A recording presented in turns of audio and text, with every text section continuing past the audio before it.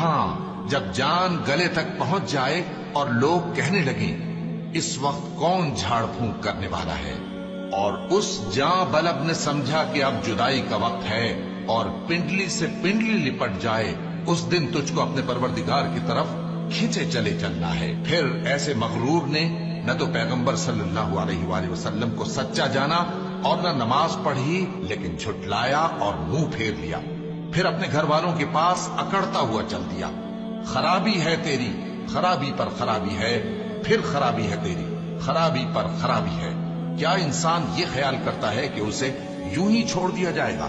کیا وہ منی کا جو ٹپکائی جاتی ہے ایک قطرہ نہ تھا، پھر لوتھڑا ہوا، پھر اللہ نے اس کو بنایا سو اس کے اعضاء کو درست کیا، پھر اس کی دو قسمیں بنائیں، مرد اور عورت۔ کیا اس کو اس بات پر قدرت نہیں کہ مردوں کو زندہ کر دے؟